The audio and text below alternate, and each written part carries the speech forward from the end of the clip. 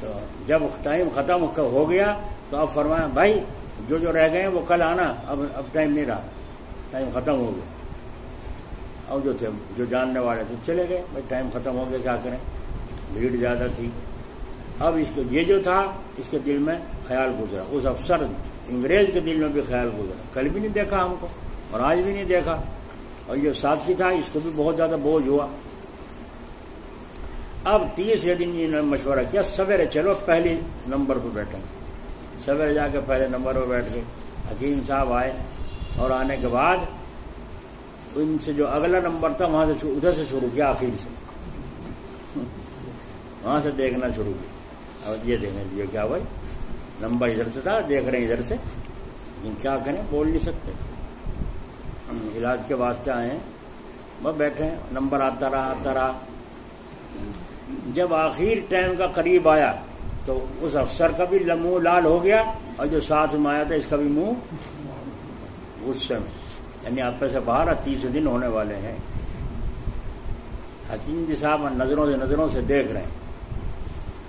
اچھا اس کے بعد حکیم جی اٹھے اور اپنے مطب میں پہنچے اور جہاں کے وہاں سے کوئی دوا لائے اور ایک دم لا کے ڈانٹ کھولی اور وہ جو انگریز بیٹھا تھا اس کی ناک میں لگا،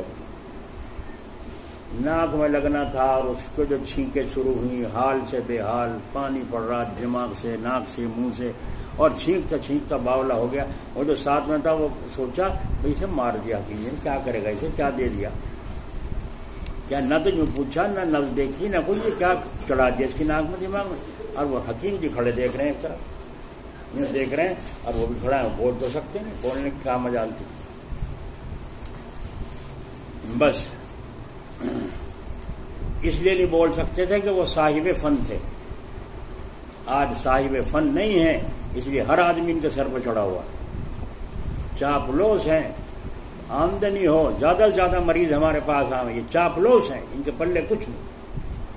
اور وہ صاحب فن تھے اس لیے ان کا ناز ہر آدمی اٹھاتا تھا.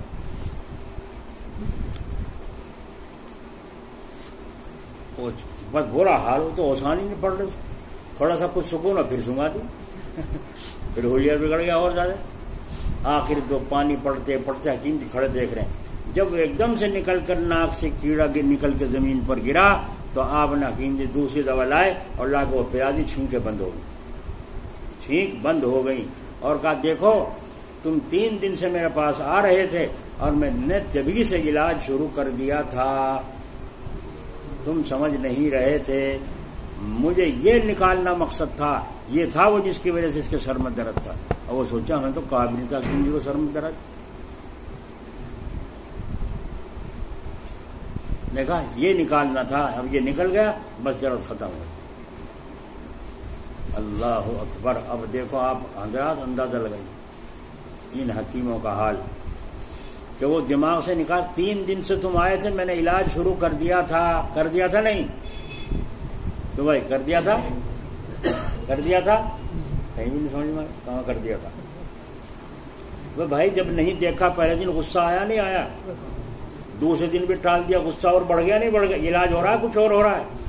اب تیسرے دن جب دیکھا اب بھی نہیں دیکھا، غصہ تم آ گیا دماغ میں. اب لا کے جو دوا دی تو دماغ کھول رہا تھا خود ہی، اور وہ کیڑا نکل کے باہر ہوا، جو پنجے گڑو بیٹھا تھا وہ کیڑا وہ باہر نکل کے صاف. تو علاج 3 دن سے ہو رہا تھا نہیں ہو رہا تھا. یہ تو حکیم کی ہے. مولانا سید حامد حسین صاحب رحمۃ اللہ علیہ، اللہ ان کو قبر پر رحمت فرمائے. تھانہ بھون ایک آدمی آیا اور آ کے اس نے کہا حضرت میرا لڑکا غائب ہو رہا ہے، کہیں پتہ نہیں کہاں بھاگ گیا، اس کا پتہ نہیں چل رہا، آپ کے پاس آیا ہوں. تو فرمایا اچھا، تو قرآن شریف سن رہے تھے بیٹھے ہوئے. تو فرمایا اچھا ٹھیک ہے کل آنا. کہا جی میں تو کاندلے سے آیا ہوں. کہاں تو کہہ تو رہا ہوں کل آنا. اچھا جی چلا گیا. چلو بوجھ سے تو پڑھا چلا گیا. اگلے دن آئے تو پھر وہ قرآن شریف پڑھ رہے ہیں، اس وقت بیٹھے سن رہے ہیں. پھر آپ نے جب فارغ ہو گئے سنا کہ ہاں بھائی کیسے آئے، انہوں نے کہا حضرت میرے آیا تھا کل میرا بھائی غائب ہو گیا. تو فرمایا اچھا ٹھیک ہے تو کل آنا. اچھا کل آنا. اب وہ کیا میں سوچوں یہی نہیں سمجھ میں نہیں آئی، میں کاندلے سے آؤں یہ سمجھ رہے نہیں یہی محل لگائی کل کو آ جاؤ. انہوں نے کہا کل کو آنا. چپ کچھ نہیں کہہ سکتے چلا گیا. اب تیسرے دن جو پھر گیا ڈرتے ڈرتے دیکھیے بھائی، تو پھر بیٹھے نہیں سن رہے ہیں، دیکھ لیا اور دیکھ کے اپنا نظریں نیچی کر لی اور سنتے رہے۔ اس کے بعد فرمایا ہاں بھائی جی میں 3 دن سے آ رہا ہوں، میرا بھائی غائب ہے، اس کا پتہ نہیں ہے، آپ کے پاس آیا تھا۔ تو حضرت نے فرمایا ٹھیک ہے، جب تم پہلے دن آئے تھے ہم نے درخواست اسی وقت لگا دی تھی، جب تم پہلے دن آئے تھے ہم نے درخواست اسی وقت لگا دی تھی، وہ منظور ہو چکی ہے، اب جاؤ گھر۔ جب یوں کہا جاؤ گھر، جب میری تو سناٹا سے نکل گیا، کہنا جاؤ گھر، کہیں کل کو آئیو، وہ ڈر سا رہا دل میں۔ انہوں نے کہا اب جاؤ گھر، یا تو کھانا کھاتا ہوا ملے گا یا کھانا کھا کے ہاتھ دھوتا ہوا ملے گا۔ جب پہنچے جا کے دیکھا ہاتھ دھوتا ہوا ملا کھانا کھا کر۔ ہے یہ ان کی نگاہوں میں اثر، سنگریزے ہو جائیں جس سے شمس و قمر، دیکھتے ہی دیکھتے ان کے اے اخی، 100 برس کا بت پرست ہو گئے ولی۔ مگر یہ ظرف وہ تو ایسے نخرے کون برداشت کر لے گا بھائی؟ نہیں کرتے تو جاؤ تعویذ کرواؤ اور علاج کرواؤ، فیس جمع کرو۔ اس سے معلوم ہوا ایک واقعہ سنو۔ حضرت عیسیٰ علیہ السلام مردوں کو زندہ کیا کرتے تھے۔ ایک آدمی عیسیٰ علیہ السلام کی خدمت میں حاضر ہوا، آنے والوں کی مختلف نیتیں عجیب عجیب ہوتی ہیں، کوئی کسی مقصد سے آتا ہے، کوئی کسی مقصد سے۔ ایک آدمی ایک دن آیا، آتے رہتے ہیں، تو کہیں جی میں بڑا پریشان ہوں، لڑکی جوان ہے، یوں ہے، قرضہ ہے، اچھا بھائی پھر کہیں جی کوئی دعا دے دو، دعا دے دو۔ میں نے کہا دعا دی نہیں جاتی، لی جاتی ہے، تم ظرف پیدا کرو جو ہم تمہیں خود دیں، اب تمہارے مانگنے سے تھوڑی دی جائے گی دعائیں، دعا لی جاتی ہے، دی نہیں جاتی۔ تو میں سمجھ گیا نمبر باز ہے۔ میں نے کہا جس مقصد کی تم آئے ہو کسی بھنگڑ سنگڑ کو تلاش کرو، ہمارے پاس نہیں نام جانتے۔ اجی نہیں بہت پریشان، میں کیا کروں، پریشان ہوں تو مجھے پریشان کرے گا، یہ ہم جانتے نہیں، تو کیوں جھوٹ بولیں، کیوں دھوکہ دیں کسی کو، یہ حال ہے۔ تو آنے والوں کی نیتیں ایک سی ہوں الگ الگ۔ ایک دن اس نے کہا کہ آپ مردوں کو زندہ کرتے ہیں؟ فرمایا ہاں باذن اللہ کر دیتا ہوں، اللہ کے حکم سے کر دیتا ہوں۔ اس نے کہا اچھا مجھے سکھا دیجئے مردوں کو زندہ کرنا، سکھا دیجئے۔ آپ نے منع فرمایا، وہ اصرار کرتا رہا۔ تو فرماتے ہیں منع کے بعد بڑوں پر اصرار کا نقصان۔ حضرت فرما رہے ہیں حضرت جی کہ منع کرنے کے بعد بڑوں پر اصرار کا نقصان، حالانکہ اپنے بڑوں سے اور شیخ سے اصرار نہیں کرنا چاہیے۔ سبق سن لیو، سیکھ لینا، آئی سمجھ میں۔ عیسیٰ علیہ السلام کے لیے تو وہ معجزہ تھا، وہاں تو کسی سبب اور طریقے کا اختیار کرنے کی ضرورت نہیں تھی، لیکن اس کے اصرار بار بار کرنے پر، چپٹنے پر، اس کو مردے پر افسوں پڑھ کر دم کرنا بتا دیا۔ عیسیٰ علیہ السلام اکثر سفر میں رہتے تھے، کہیں سفر میں تشریف لے گئے اور وہ اپنے گھر کی طرف روانہ ہو گیا۔ راستے میں خیال آیا کہ مجھ سے کسی نے پوچھا تو عیسیٰ علیہ السلام کے ساتھ رہتا تھا، کیا سیکھ کر آیا ہے؟ میں نے اس کی مشق تو کی نہیں، آزما کے تو دیکھا نہیں، ذرا کوئی مردہ مل جائے تو میں دیکھ تو لوں، تجربہ تو کر لوں، جو بستی والوں کو جا کے بتا دوں کہ سیکھ کا آیا ہوں۔ اتفاق سے ایک جگہ مرے ہوئے شیر کے کی ہڈی ٹکڑے کچھ پڑے ہوئے تھے، اس نے ادھر سے جوڑ جاڑ دیا اور وہ شیر کی شکل بن گیا۔ اب اس نے پڑھ کر چھو دم کر دیا، وہ شیر بن کر کھڑا ہو گیا۔ اب اس کی جان نکل گئی، گھبرا گیا، ادھر یہ کھڑا ہے ادھر وہ کھڑا ہے۔ جب کچھ تھوڑا سا وقت گزر گیا تو شیر نے حملہ کر دیا، شیر نے حملہ کر دیا اور حملہ کر کے گرا کر اس کو جو کچھ کھانا تھا کھا لیا۔ حضرت عیسیٰ علیہ السلام سفر کرتے ہوئے ادھر سے گزرے، دیکھا شیر بیٹھا ہوا ہے اور جس کو میں نے سکھایا تھا وہ مرا ہوا پڑا۔ اس سے اندازہ کر لیجئے کہ اپنے بڑوں سے اصرار نہیں کرنا چاہیے، کیوں کہ بڑے کی نظر انجام پر ہوتی ہے، بڑوں کی نظر، سمجھ لو جوانوں، تمہارے جو بڑے بڈھے ہیں ماں باپ، ان کی نظر کہاں ہوئی؟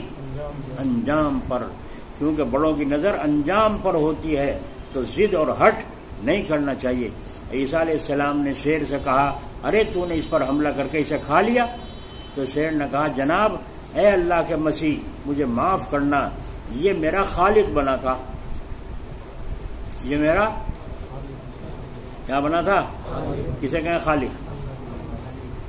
کسے کہیں خالق؟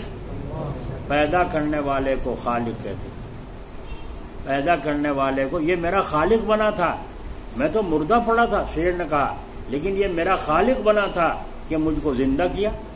اب جب زندہ ہو کر میں بیٹھ گیا تو مجھے بھوک لگی، اور جب بھوک لگی تو میں نے روزی طلب کی۔ کیوں؟ اس لیے کہ جو خالق ہے وہی رازق ہے۔ دیکھو شیر کہہ رہا ہے، حضرت عیسیٰ علیہ السلام سے کہہ رہا ہے جو خالق ہے وہی رازق ہے۔ یہ کہہ رہا ہے جانور کہ جو خالق ہے وہی رازق، تو یہ میرا خالق بنا، میں نے اس سے روزی مانگی، جب اس نے روزی نہیں دی تو میں نے اپنے اس خالق کو کھا لیا، جس نے مجھے پیدا کیا تھا اس کو میں نے کھا لیا، میرا کیا قصور؟ اب تو خیال شہری میں بات آئی کہ وجود انسانی فی البداہت و بالضرورت خالق کا اعتقاد رکھتا ہے، انسان کی فطرت میں ہے کہ میرا پیدا کرنے والا کون ہے، اور جو میرا پیدا کرنے والا ہے وہی میرا ذمہ دار ہے، رازق ہے، یہ انسان کی فطرت کے اندر ہے، اور جو رازق ہے وہی پرورش کرنے والا ہے۔ الستُ بربکم، یہ ایک مقدمہ ہے، اللہ تعالیٰ نے کیا کہا تھا؟ الستُ بربکم، کیا میں تمہارا رب نہیں ہوں، تمہارا پالنے والا نہیں ہوں؟ تو دوسرا مقدمہ اس میں لپٹا ہوا ہے، جیسا کہ شروع میں عرض کیا تھا، کیا میں تمہارا رب نہیں ہوں؟ تو سب نے کہا کہ آپ ہمارے رب ہیں۔ یہ کس طرح خیال کیا تم نے؟ کہا علم بدیہی، علم ضروری کے طور پر ہمیں آپ کے خالق ہونے کا اعتقاد ہے، اور وہ یہ ہے کہ جو خالق ہوتا ہے وہی رب ہوتا ہے، اور جو رب ہوتا ہے وہی رازق ہوتا ہے، اور جو رازق ہوتا ہے وہی عبادت کے قابل ہوتا ہے۔ نکل آیا قاعدہ؟ جو خالق ہے وہی رازق ہے، اور جو رازق ہے وہی پالنے کی ذمہ داری اسی کی ہے، اور تو جو پالنے والا، پیدا کرنے والا، دیکھ بھال کرنے والا، تو عبادت کے قابل کون؟ یہ ہے وہ جو اللہ تعالیٰ نے عالم برزخ میں سب روحوں کو جمع کر کے یوں کہا تھا الستُ بربکم، کیا میں تمہارا پالنے والا نہیں ہوں؟ یوں نہیں کہا تھا کیا میں تمہارا معبود نہیں ہوں، یوں ہی کہا تھا، الہکم بِالہکم نہیں کہا تھا، بربکم کہا تھا۔ اور اسی سے مقصد تخلیق انسانی معلوم ہو گیا۔ حشر کے ساتھ فرمایا وَمَا خَلَقْتُ الْجِنَّ وَالْإِنسَ إِلَّا لِيَعْبُدُونَ، کہ اپنی عبادت ہی کے لیے میں نے جناتوں کو اور انسانوں کو پیدا کیا ہے۔ چاہے کھیتی کرو، چاہے تجارت کرو، چاہے دستکاری کرو، چاہے ہوا میں اڑو، کچھ بھی کام کرو، نکاح کرو، خرید و فروخت کرو، جو کام بھی کرو، چاہے کھانا پینا ہو، صرف نماز ہی نہیں بلکہ جتنی دنیاوی زندگی کی چیزیں اس سے متعلق ہیں وہ سب کی سب عبادت ہیں۔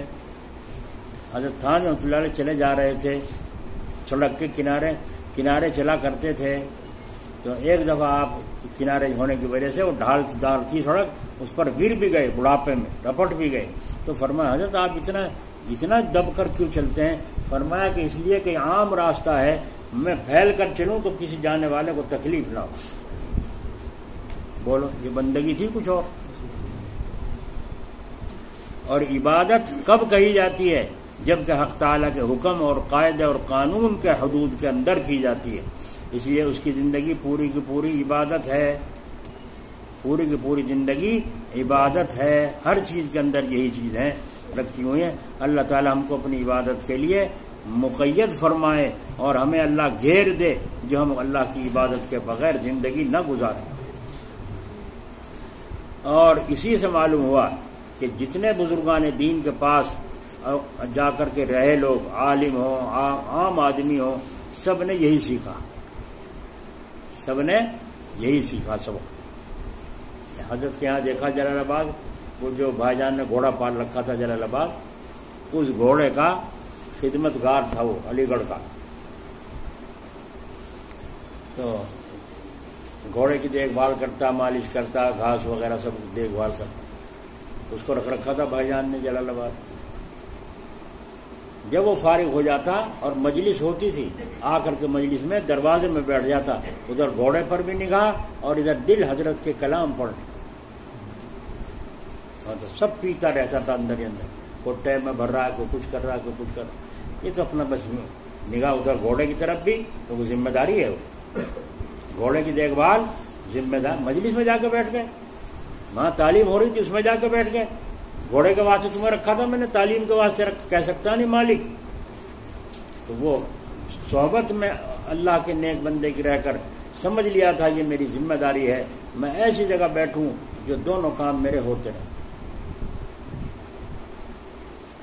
اللہ اکبر.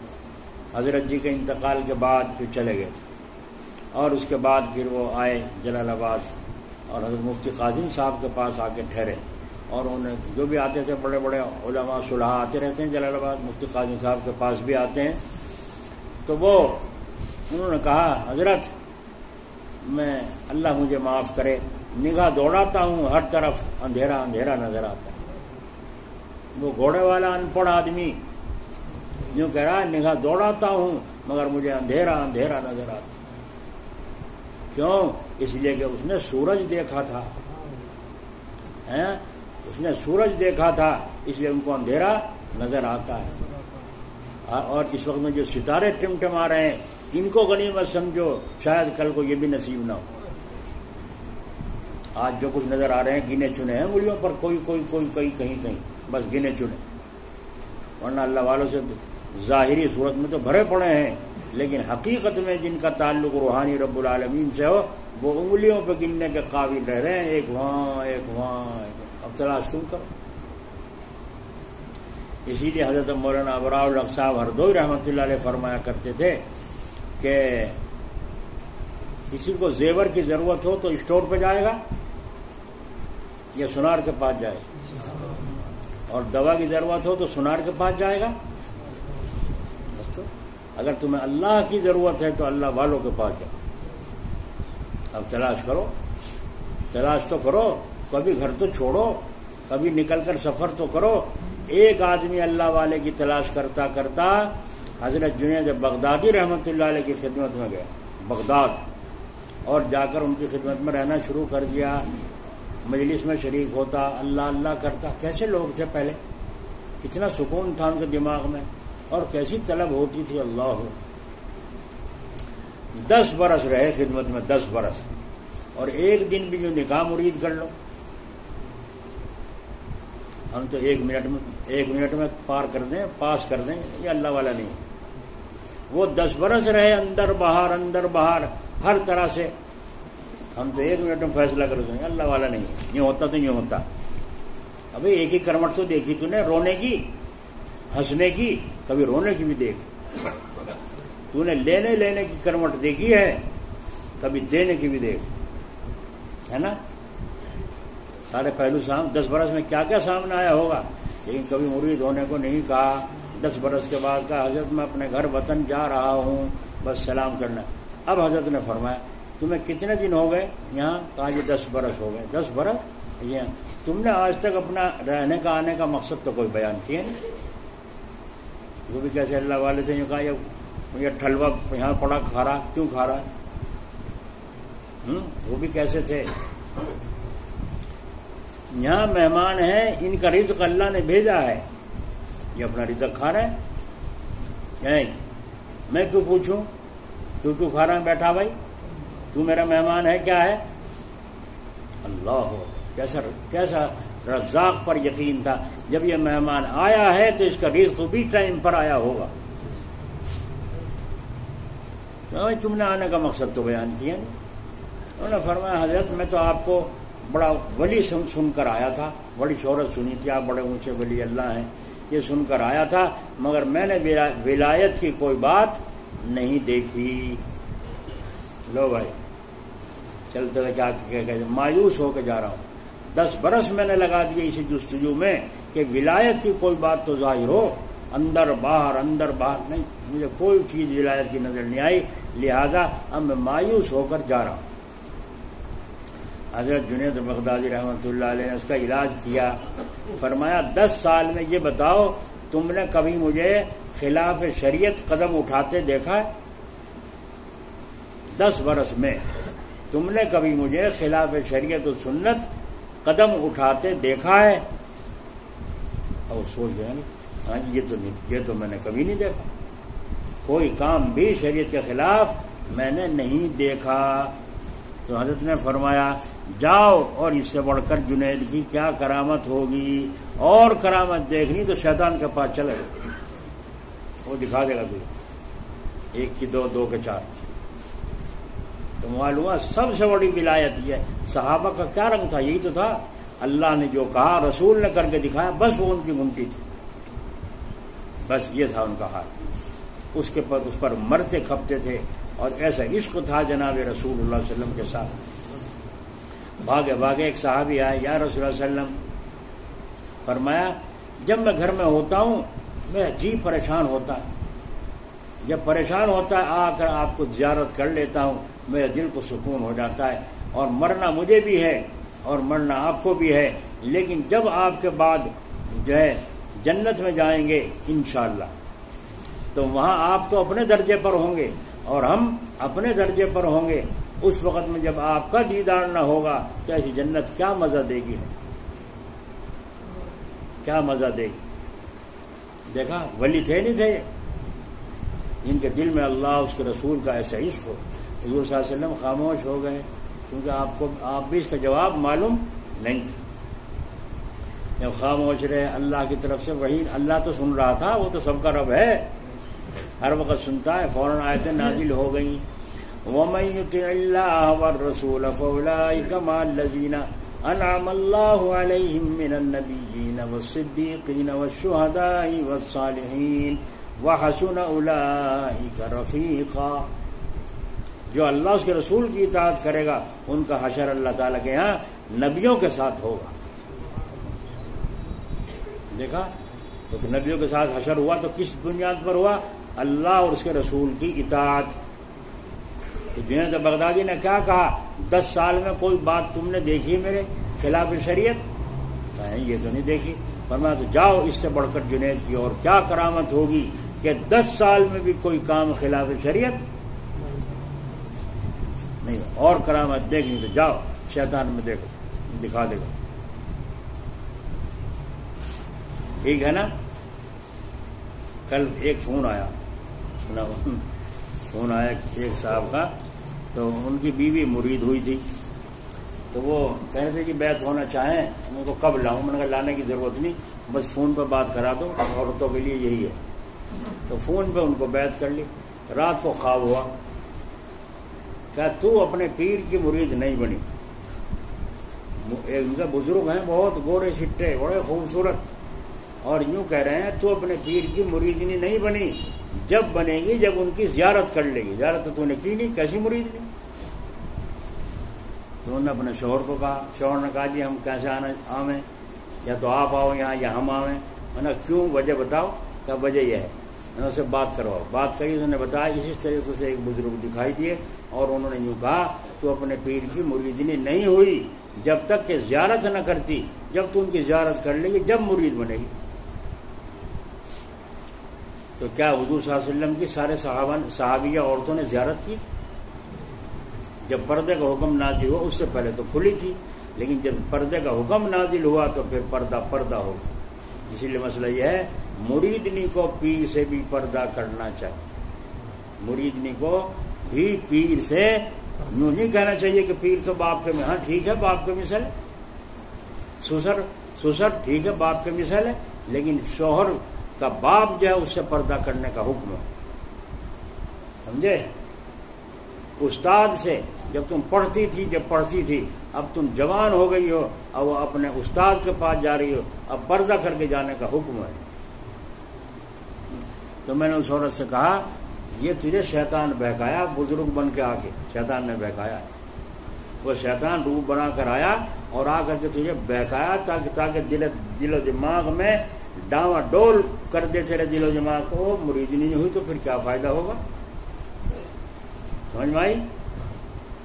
क्यों भाई आई क्या समझ में? यहाँ बैठे रहो, करंट आ रहा है ट्रांसफार्मर से, बाहर बिजली से तार से, और हम यहाँ बैठे हैं और बिजली है नहीं।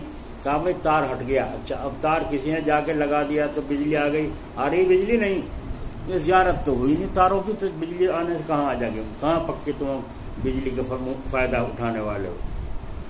जब तार जुड़ गया, हुजूर अकरम सल्लल्लाहु अलैहि वसल्लम ने सहाबा को एक दरख्त के नीचे बैत किया, मुरीद बनाया, और मुरीद बनाकर हजरत उस्मान तो वहाँ है, मक्के में गए हैं खबर लेने के लिए, उनका क्या होगा?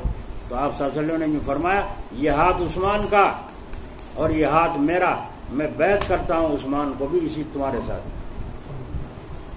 हो गई गायबाना बैत, हदीस से साबित हो गई। तो हुजूर ने इस तरह हजरत उस्मान गनी को बैत, तो क्या औरतों को मोबाइल के जरिए फोन के जरिए से नहीं किया जा सकता? तो भाई समझ में आई? अल्लाह ताला हमें अपना रास्ते चलना आसान फरमाए। तो अगर चलना है तो चाल को सीखो अल्लाह वालों से, और उनसे सीखो जिन्होंने अपने बड़ों से चाल सीखी है, जिन्होंने अपने बड़ों से चाल सीखी है। और जिन्होंने सीखी नहीं, जब खुद ही नहीं जानते तुम्हें कहाँ सिखाएंगे? अब आज जानते तो कुछ है नहीं, अब क्या कहें? ला इलाहा इल्लल्लाह, ला इलाहा, पागल करे इन लोगों को, या तू पागल हो गया? इसे ये तो देख ले पहले इसके काबिल भी है कि नहीं। तो भाई पहले देखना पड़ेगा, नहीं देखना पड़ेगा हकीम को भी, मिजाज क्या है और मौसम क्या है, हकीमों को देखना पड़ता है, मिजाज इसका क्या है और मौसम क्या है। ठंडी दवा दे रहा है और मौसम है सर्दी का, वो गर्मी की दवा गलत होगा कि नहीं होगा? इसीलिए अल्लाह वाले भी जब हजरत से कोई कहा करता है जी कुछ पढ़ने को बता, हाँ 5 वक्त की नमाज तो पढ़नी जरूरी है, ये तो तुम्हें मालूम है ही है कि जी हाँ, नमाज के बाद तस्बीह फातिमा, उससे पहले एक दफा आयतल कुर्सी याद हो तो वो पढ़ लिया करो, और बाकी हलाल रोजी कमाओ, जम कर कमाओ, और डालेंगे जम कर कमाओ। नोट जेब में होंगे, अकल सही रहेगी नहीं, ईमान भी सही रहेगा नहीं।